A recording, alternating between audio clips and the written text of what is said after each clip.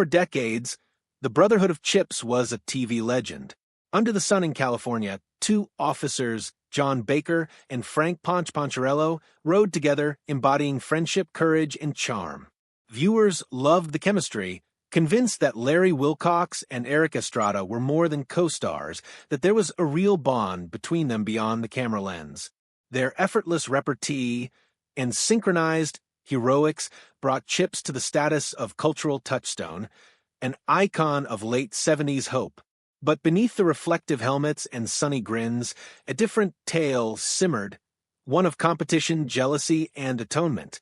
At 78, Wilcox finally speaks out, pulling back the curtain on a camaraderie that was more fiction than fact.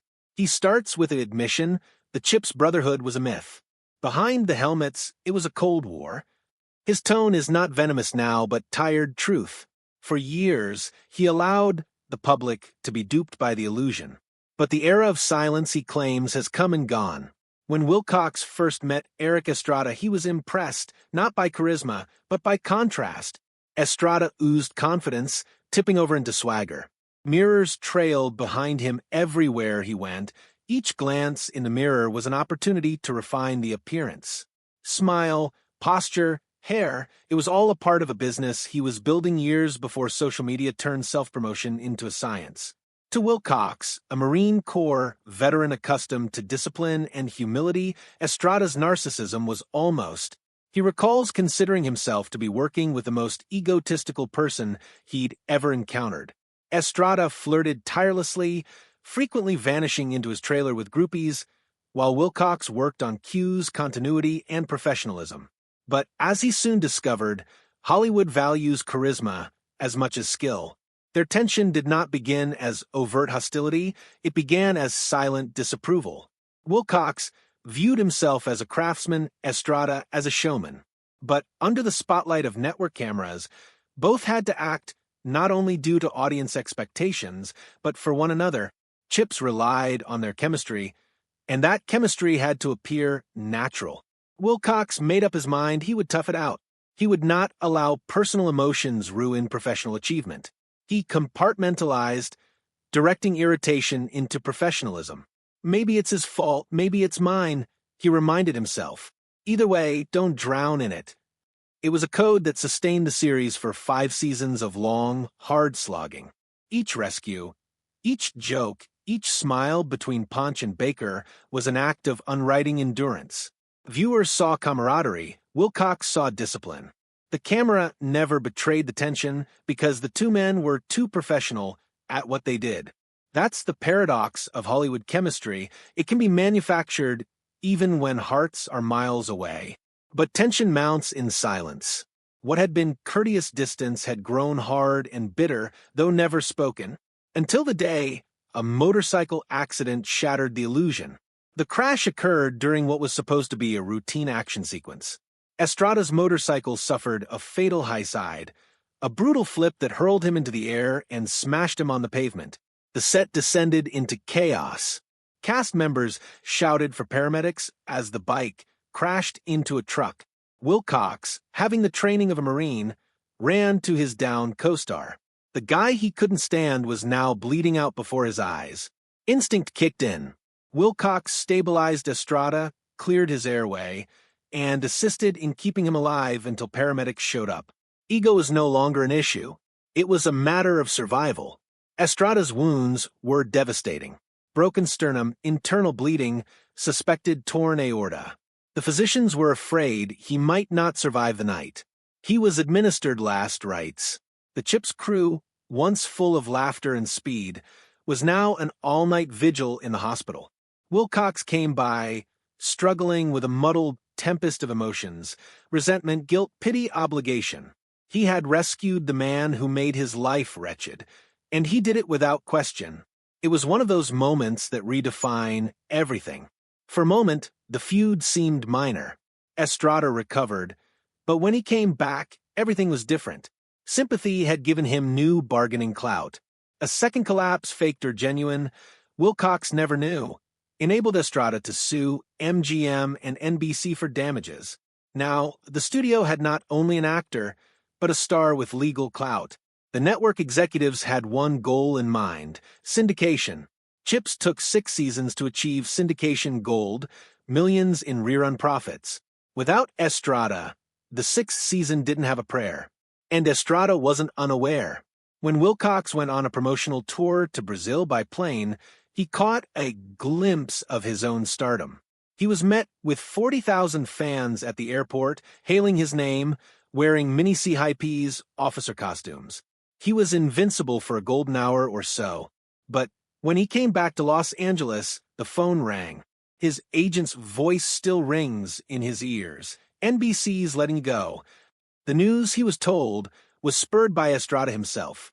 The network had taken sides and money ruled. Without Estrada, syndication. Without Wilcox, profit. The betrayal was complete. He had saved the man's life, only to be dismissed at his whim. It was a harsh reminder that Hollywood isn't about brotherhood, it's about arithmetic. In boardrooms, sentiment is first to die. But Wilcox didn't fade away. He knew the industry's most cruel reality. The story you tell matters more than the story that is true. Before NBC could spin his departure, he acted. With his PR company Rogers & Cowan and a reliable Los Angeles Times reporter, Wilcox formed a headline that revolutionized everything. Larry Wilcox has decided to leave Chips. The deception was complete. To the fans, it seemed as though he'd quit on his own merit. The bitter taste of being fired was masked by the cloak of pride. Behind closed doors, however, anger seethed. He'd manipulated the press to perfection, but deep in his heart, he remained a Marine betrayed by his comrades. The hick in me wanted to settle it behind the barn, he confessed years later. He fantasized about showdowns, about calling an end to the years of silent humiliation. But he knew the price. Hollywood does not forgive detonations, it entombs them. So, rather than revenge, he channeled his energy into rebuilding. Wilcox turned producer. He created Ray Bradbury Theater, world-traveling and demonstrating he could do something beyond a television cop. He purchased the rights to Death of a Playmate, transforming tragedy into art. His metamorphosis from actor to businessman was rooted in desperation, not vanity. Yet the specter of Chips remained. Even success could not hush the question ringing in his head: why did it have to end like this? Years afterward, a producer, Cy Sherak, provided him with the affirmation he didn't desire. Larry, Sherak spoke softly, I was present when Estrada had you dismissed. The reality struck like another collision. The fury he had concealed, once more, 5 years of professionalism, years of silence, were all spoiled by one confession. The injury was reopened. Wilcox bore that fury for half a decade like a boulder in his heart. He drank more. He dwelled on the betrayal too much. It was a silent poison, and he knew it. Resentment, he admits now, is pernicious. It energizes you for a while, then exhausts you for decades. He could work harder than it, argue harder than it, drink harder than it, but he could not outrun it. It hunted him into vacant rooms and wakeful nights. Anger's a prison, he reflects, and the other guy doesn't even know you're locked in. Then the turning point. One evening, lying on his bed and looking at the ceiling, Wilcox asked himself, are you going to wallow in vengeance forever? The question made him shudder. The answer, he knew, had to be no. Anger was not doing any good. It was not altering the past. It was not even pleasurable anymore. So, he took a decision. He would forgive Erik Estrada, not with words, not with press, but with action. Forgiveness for Wilcox was releasing the competition. When Estrada received the louder applause at fan functions, Wilcox stepped aside. When interviewers flocked to Ponch, he smiled and invited it. If fans desired photos with Estrada, Wilcox took them for them. To observers, it appeared to be submission. To Wilcox, it was freedom. I chose to love on this guy, he said, not because he deserved it, but because I deserved peace. And peace, to his astonishment, arrived soon enough. The burden that had followed him for so long started to recede. The bitterness that once tainted every recollection of Chips dulled. He was able to view old reruns without winces. The laughter, once so painful to the ears, became nostalgic once more. Forgiveness hadn't forgotten the betrayal. It had neutered it. Yet forgiveness wasn't naivety. Wilcox started to look at Estrada differently, not as the rival who had stolen his spotlight, but as a man forged in adversity. Estrada had been raised in Harlem, in a broken home, struggling to survive long before Hollywood.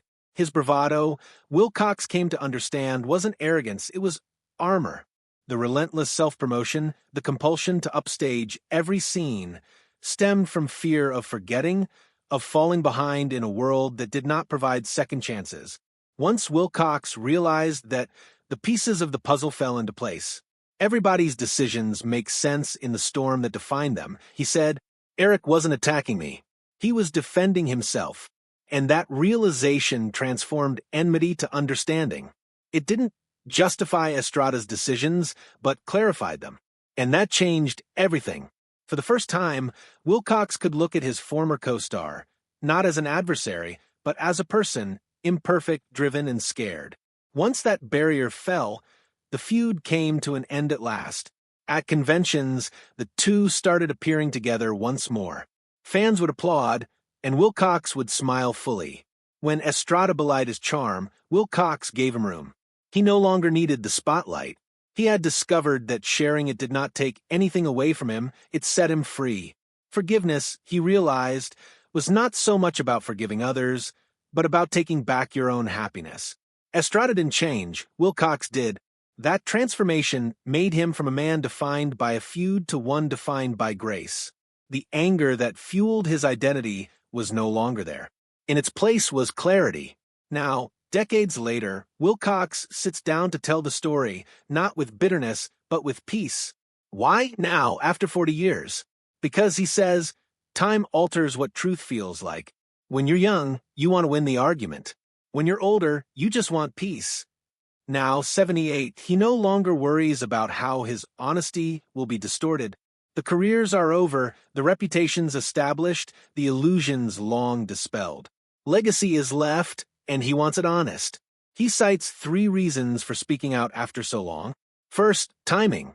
If I'd spoken back then, he says, it would have been war. By waiting, he allowed wounds to scar over, letting his words land as reflection, not accusation. Second, truth for fans. For decades, people believed the smiles were real. He doesn't want to shatter nostalgia, only to respect audiences enough to tell them what it cost to create it.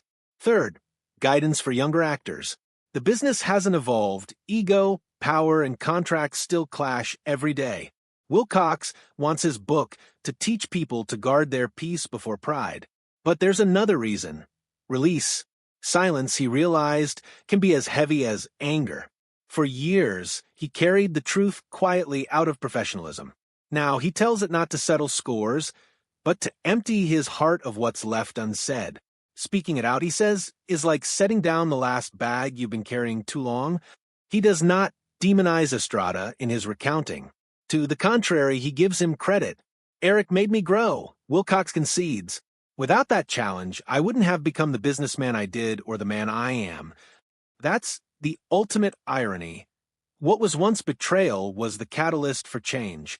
Wilcox's tale concludes not with vengeance or remorse, but with wisdom. He boils it down to 3 takeaways. Firstly, your opponents can be your best teachers. Adversity, he believes, reveals character, and character creates legacy. Secondly, letting go doesn't equate to losing, it's reclaiming your freedom. Forgiveness isn't weakness, he attests, it's reclaiming your power. And thirdly, legacy is a choice. You can be remembered for bitterness, or you can be remembered for grace. He's opted for the latter. Fans will never forget John Baker, the neat-looking officer in beige, the straight arrow to Ponch's flash. But off-screen behind the badge was a Marine who battled tougher wars than the one on the screen. A man who discovered that even in betrayal, peace can be found. That's the message Wilcox wants people to remember. Not the feud, not the firing, but the forgiveness. When asked whether he'd do anything differently, he hesitates. Perhaps I'd speak out earlier, he says, but perhaps then I wouldn't have discovered